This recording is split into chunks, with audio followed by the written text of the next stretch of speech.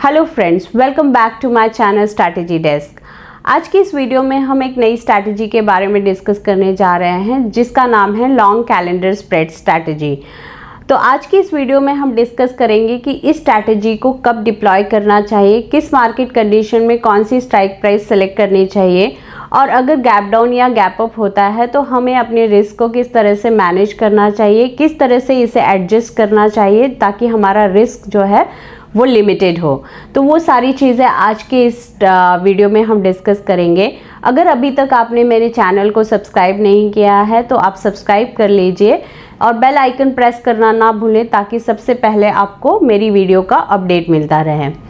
तो long calendar spread strategy जो है इसे थीटा डिके या फिर वेगा पॉजिटिव स्ट्रैटेजी भी कहा जाता है।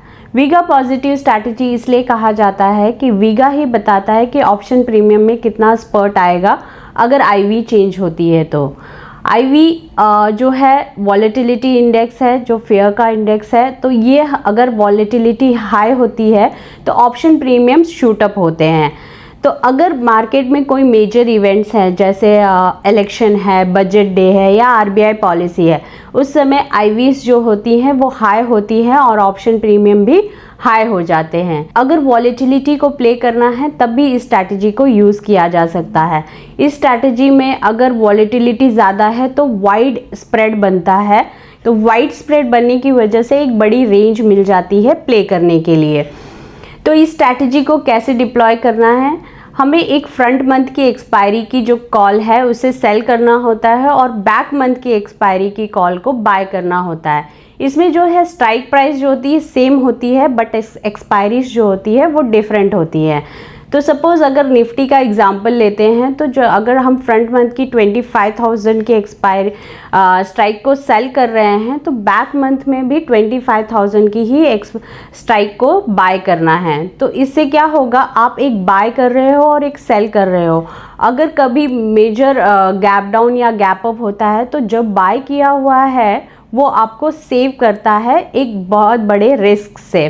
तो इसमें कि अगर जो रिस्क हो जाता है वो लिमिटेड हो जाता है क्योंकि रिस्क आपका उतना ही होगा जितना आपने प्रीमियम पे किया है इस डेबिट स्प्रेड को बनाने के लिए, और आपका रिवॉर्ड उतना होगा जहाँ पे अगर ये एक्सपायरी जैसे 25,000 के आसपास ही अगर जाकर एक्सपायर होती है तो आपका वहाँ पे मैक्सिमम रिवॉर्ड होता है।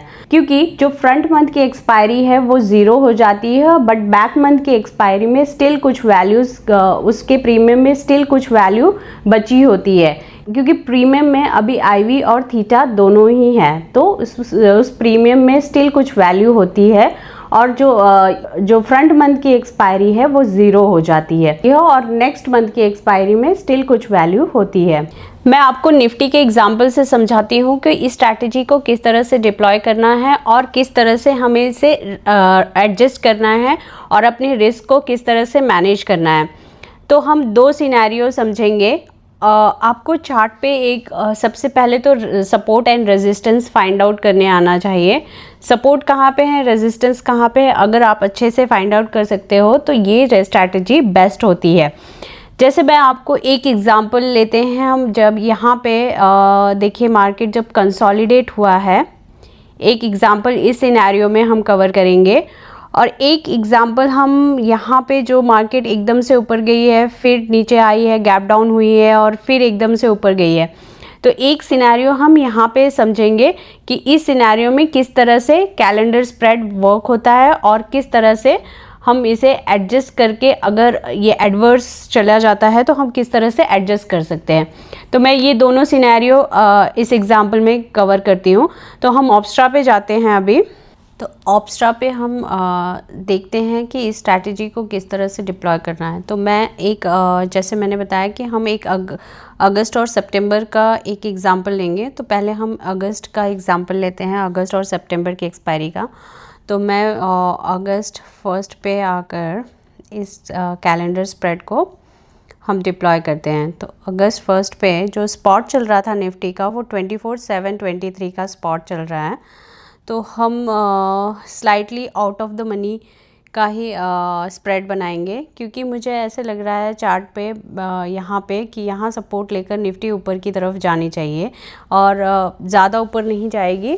तो हम इस तरह से थोड़ा slightly out of the money इस स्प्रेड को बनाएंगे। तो इस स्प्रेड को बनाने के लिए मुझे एक कॉल को सेल करना है, तो मैं OTM पे बना रही हूँ आउट ऑफ द मनी। तो 25,000 की कॉल को, जो नियर टर्म एक्सपायरी, जो अगस्त की एक्सपायरी है, उसको मैं सेल करूँगी। और नेक्स्ट मंथ की, जो कि सितंबर की एक्सपायरी है, उसे हमें बाय करना है। तो हम सितंबर में चले जाते हैं, गेट ऑप्शन चेन, और मैं 25,000 की एक्सपायरी को मैं बाय करती हूँ। तो ये इस तरह से पे ऑफ चार्ट बन के रेडी हुआ है। तो अगर एक्सपायरी यहाँ पे अगस्त की जो एक्सपायरी है अगर 25,000 के आसपास होती है, तो एक हमें जो है इस स्ट्रैटेजी में अच्छा रिटर्न मिल सकता है। अगर और इसका जो ब्रेक इवन है, ये काफ़ी बड़ा ब्रेक इवन है। देखिए 24,605 का लोअर साइड का ब्रेक इवन है और अपर साइड का 25,505, ऑलमोस्ट 900 पॉइंट्स के रेंज हमें है। अगर एक्सपायरी इस 900 पॉइंट्स के बीच में होती है तो प्रॉफिट होगा। अगर नीचे ब्रेक इवन के नीचे होती है या अपर साइड होती है तो हमें इसमें लॉस हो सकता है। तो हम अपने लॉस को किस तरह से मैनेज करना है, रिस्क को किस तरह से मैनेज करना है, वो भी मैं आपको इस एडजस्टमेंट के थ्रू आपको बताती हूँ कि किस तरह से हमें अपने ट्रेड को रिस्क को मैनेज करना होता है। तो नेक्स्ट डे हम जाते हैं, नेक्स्ट डे जाते हैं। अब यहाँ पे देखिए जो स्पॉट जो चल रहा है 24,501 का स्पॉट चल रहा है। हम एक दिन और रुकेंगे इसमें, देखते हैं कि ये नीचे जा रहा है या ऊपर आ रहा है। ओके, तो अब स्पॉट जो है वो 24,360 हो गया है, जो मेरी ब्रेक इवन को नीचे की तरफ तोड़ के जा रहा है। तो हम इसमें एक एडजस्टमेंट करेंगे।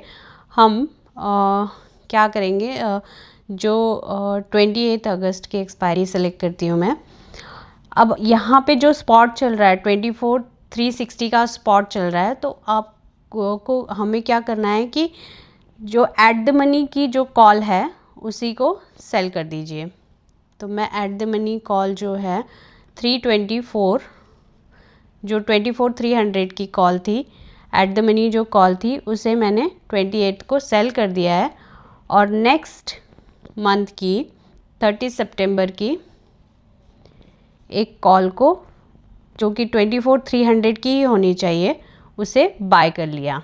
तो मैंने एक और स्प्रेड डिप्लॉय कर दिया लोअर साइड पे। तो अब मेरा जो ब्रेक इवन है वो 24,173 हो गया और अपर ब्रेक इवन हो गया 25,226। तो अब ये जो है ऑलमोस्ट 900 पॉइंट्स या 1000 पॉइंट्स की रेंज है। इसमें अगर निफ्टी एक्सपायर होता है तो हम प्रॉफिट में रहेंगे, अगर इसके बाहर एक्सपायरी होती है तो हमें लॉस होगा। तो हमने एक स्प्रेड को और डिप्लॉय किया है अपने रिस्क को मैनेज करने के लिए। तो हम नेक्स्ट डे जाते हैं 14 अगस्त को। इस स्प्रेड में मुझे 18 अगस्त को इस स्प्रेड में मुझे 2,347 का प्रॉफिट हो रहा है। हम नेक्स्ट डे जाते हैं, नेक्स्ट डे। तो अभी मुझे यहाँ पे 4,072 का प्रॉफिट दिख रहा है। तो यहाँ पे चाहे तो हम प्रॉफिट बुक कर सकते हैं, क्योंकि किसी भी स्ट्रैटेजी में रिकमेंडेड रहता है कि 40 to 50% या 60 to 70% प्रॉफिट अगर दिखाई दे रहा है तो स्ट्रैटेजी को क्लोज करना है और न्यू स्ट्रैटेजी में मूव ऑन होना है। तो अभी यहाँ पे अगर प्रॉफिट नहीं बुक करते हैं तो हम वेट करते हैं। जैसे मैं ये आपको एजुकेशन के पर्पज़ से बता रही हूँ कि आप अगर इस स्ट्रैटेजी में रुकते हो तो आपको कितना प्रॉफिट या फिर कितना लॉस होता है, ये हम सीख रहे हैं। तो यहाँ पे हम नेक्स्ट डे जाते हैं, फ्राइडे को 22 अगस्त को। अब जो है निफ्टी है जो 25,052 पे आ गया है, जो कि 24,300 पे गया था, जो ऑलमोस्ट 700 पॉइंट्स ऊपर की तरफ आया है। स्टिल हमें इस स्ट्रैटेजी में अभी तक प्रॉफिट है, जो कि 3,937 का है। हम नेक्स्ट डे जाते हैं 25 अगस्त को, स्टिल इन प्रॉफिट। हम ट्यूसडे को 26 अगस्त को 5336 का प्रॉफिट हो रहा है एंड 28 अगस्त को एक्सपायरी वाले दिन 4000 का प्रॉफिट हो रहा है। तो हम 30 मिनट्स के चार्ट कैंडल पे जाते हैं और हम एंड ऑफ द डे देखते हैं कि हमें कितना प्रॉफिट होता है। तो हम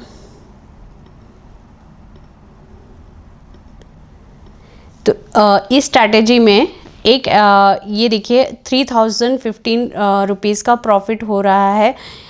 हम एंड ऑफ द डे तक रुकते हैं इस स्ट्रैटेजी में। तो जैसे हमने सीखा कि इस ट्रेड में किस तरह से एडजस्टमेंट करना है और अपने रिस्क को किस तरह से मैनेज करना है। तो एक एग्जांपल अप्रैल मंथ का भी दिखाती हूँ जहाँ पे एक बड़ा गैप डाउन हुआ है और उस गैप डाउन को हम किस तरह से मैनेज करेंगे वो भी मैं आपको इस ट्रेड में दिखा रही हूँ। तो हम 24 अप्रैल चले जाते हैं और हम यहाँ पे 1 अप्रैल को जाकर इस स्ट्रैटेजी को डिप्लॉय करेंगे, इस स्प्रेड को। जो अब निफ्टी का जो स्पॉट चल रहा था 1 अप्रैल को 23,400 का चल रहा था। तो अब हम चार्ट पे देखेंगे कि जो व्यू है हमारा, जैसे अभी मार्च में जो है निफ्टी ने रैली किया था ऑलमोस्ट 1700 पॉइंट का। तो व्यू जो है मेरा बुलिश ही है क्योंकि यहाँ पे कुछ कंसोलिडेशन के बाद मार्केट जो है ऊपर की तरफ ही जानी चाहिए। तो हम आउट ऑफ द मनी का फिर से एक स्प्रेड डिप्लॉय करेंगे। तो मैं 24,000 की स्ट्राइक को सिलेक्ट करती हूँ।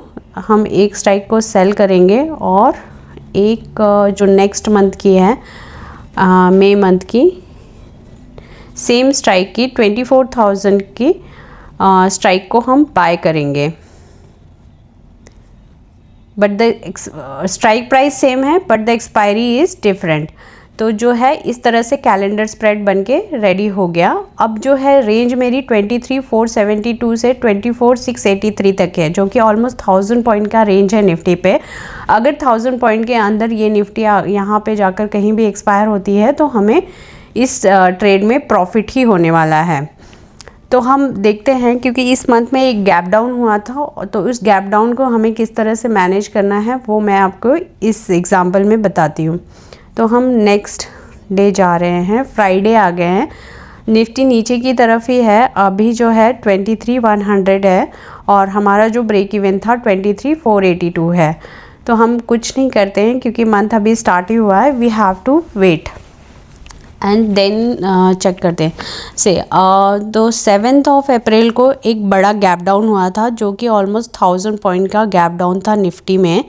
तो यहाँ पे आप देखिए कि मुझे इस स्ट्रैटेजी में 11,460 का लॉस हो रहा है क्योंकि तो हम इस स्ट्रैटेजी को मैनेज किस तरह से करेंगे वो मैं आपको बताती हूँ। तो ये अगर गैप डाउन, इतना बड़ा गैप डाउन हुआ है तो आईवीज़ जो होती हैं वो शूट अप कर जाती हैं, जो फ्रंट मंथ की आईवीज़ है वो शूट अप कर जाती हैं। तो हमें उस आईवी का बेनिफिट लेना होता है। तो जैसे कि अब पुट की जो आईवी पुट का जो प्रीमियम है वो शूट अप हो जाएगा क्योंकि इतना बड़ा गैप डाउन हुआ है। तो हम क्या करेंगे, जैसे कि निफ्टी जो है 22,000 के आसपास ओपन हुआ, 22,000 से नीचे ओपन हुआ था। जो अगर चार्ट पे देखते हैं हम तो निफ्टी उस दिन ओपन हुआ था 21,700 पे और फिर वो रिकवर होकर 21,184 के आसपास जाकर क्लोज़ हुआ था। तो हम यहाँ पे सिंपली जैसे कि 21,700 के आसपास ओपन हुआ था और फिर रिकवर हुआ था। तो हम जाकर सिंपली पुट साइड पे ही काम करेंगे क्योंकि पुट की वैल्यूज़ बहुत इंक्रीज़ हो गई है। तो हमें आईवी का बेनिफिट लेना होगा इस ट्रेड में। तो calendar spread is nothing but कि हमें वॉलेटिलिटी का बेनिफिट लेना होता है। तो हम फ्रंट मंथ की जो कि अप्रैल मंथ हम सिलेक्ट करेंगे। यहाँ पे अप्रैल मंथ की जो एक्सपायरी है उसका गेट ऑप्शन, उस समय जो 22,000 का जो पुट की वैल्यू क्या है उस दिन 352 चल रही थी। तो हम सिंपली जाकर एक लॉट सेल कर देंगे और नेक्स्ट मंथ मई मंथ की एक पुट को बाय कर लेंगे क्योंकि इसका वॉलेटिलिटी कम होगी। तो हम यहाँ पे मैंने बाय कर लिया है। तो अब इस तरह से कुछ मेरा जो पे ऑफ है इस तरह से कुछ बन के रेडी हुआ है और मुझे इसमें मैक्सिमम प्रॉफिट जो दिख रहा है वो 15,000 का है, बट वो वेरी होगा क्योंकि ये इसमें वॉलेटिलिटी और जो है एक्सट्रिंसिक वैल्यू का प्ले होता है, तो फिर ये वेरी होते रहेगा। तो अब जो है लोअर ब्रेक इवन मेरा जो क्या है 21,812 का लोअर ब्रेक इवन है, और जो ये बीच में जो ब्रेक इवन है वो 22,296 का है। बट ये जो ब्रेक इवन दिख रहा है ये नहीं होगा क्योंकि ये हम जैसे जैसे थीटा डिके होते जाएगा तो ये ब्रेक इवन जो है वो कम होगा। तो मैं आपको इस पे दिखाती हूँ चार्ट पे, reset zone and next day जाते हैं। सी देखिए अब यहाँ पे जो है ब्रेक इवन चेंज हो गया है, लोअर ब्रेक इवन 21,583 का हो गया और अपर ब्रेक इवन 24,704 का हो गया है। तो जैसे मैंने बताया कि कैलेंडर स्प्रेड है जिसमें वॉलेटिलिटी का प्ले होता है, तो आपके आईवीज़ के हिसाब से आपके जो मैक्सिमम प्रॉफिट है वो भी चेंज होता रहता है और जो आपके ब्रेक इवेंस है वो भी चेंज होते रहते हैं। तो अब जो 11,000 का लॉस जो दिख रहा था वो अब 2,201 का रह गया है। तो हम और अभी फ्राइडे 11 ही अप्रैल है। नाउ हम इस ट्रेड में अब प्रॉफिट में आ गए हैं जो कि 1,800 का प्रॉफिट दिख रहा है फ्राइडे। ट्यूसडे 15 अप्रैल को अब इस ट्रेड में 5,100 का प्रॉफिट दिख रहा है। नाउ 16 अप्रैल को लॉस दिख रहा है। जैसे मैंने बताया कि यहाँ पे वॉलेटिलिटी का प्ले होता है, तो हम जैसे यहाँ पे जा रहे हैं 23 अप्रैल को अब 8,351 का प्रॉफिट दिख रहा है इस ट्रेड में। आप देखिए ये जो ब्लू लाइन है वो ऊपर की तरफ चली जा रही है। अब जो है एक्सपायरी वाले दिन जो कि 24 अप्रैल है, वहाँ पे हम अगर रुकते हैं इस ट्रेड में तो 11,718 का प्रॉफिट होता है। अगर वो नीचे की तरफ अगर एक्सपायर हुई होती अगर निफ्टी 22,300 के आसपास, तब भी हमें इस ट्रेड में प्रॉफिट ही होने वाला था क्योंकि हमने जो है इस रिस्क को मैनेज कर लिया था। जो लोअर साइड के रिस्क को भी हमने मैनेज कर लिया था और अपर साइड ऑलरेडी हमारे स्प्रेड ऑलरेडी डिप्लॉय था और लोअर साइड हमने एक और स्प्रेड डिप्लॉय किया जिससे हमारा रिस्क जो है मैनेज हो गया। तो आपने देखा कि एक बड़े गैप डाउन को भी हम किस तरह से एडजस्टमेंट से रिस्क को अपने रिस्क को मैनेज कर सकते हैं इस स्ट्रैटेजी से। तो ये स्ट्रैटेजी एक बड़ा रेंज प्ले करने के लिए देती है। तो अगर इस पे व्यू एकदम करेक्ट है तो एक अच्छा प्रॉफिट होता है। अगर व्यू रॉन्ग भी जाए तो हम किस तरह से एडजस्ट करके अपने रिस्क को कंट्रोल करते हैं वो भी मैंने इस स्ट्रैटेजी में आपको बताया। हमने दो एग्जाम्पल देखे, एक हमने जहाँ पे थोड़ा कंसोलिडेट हो रहा था वहाँ पे भी देखा कि हम किस तरह से अपने ट्रेड को मैनेज करना है, और हमने एक गैप अप और गैप डाउन को भी कवर किया कि किस तरह से अगर गैप डाउन हो जाए तो हमें किस तरह से मैनेज करना है अपने ट्रेड को, अपने रिस्क को। तो ये सारी चीज़ें आज के इस वीडियो में हमने सीखा है। अगर आपको ये वीडियो अच्छी लगी हो तो इसे लाइक और सब्सक्राइब ज़रूर करें and stay tuned for my new video.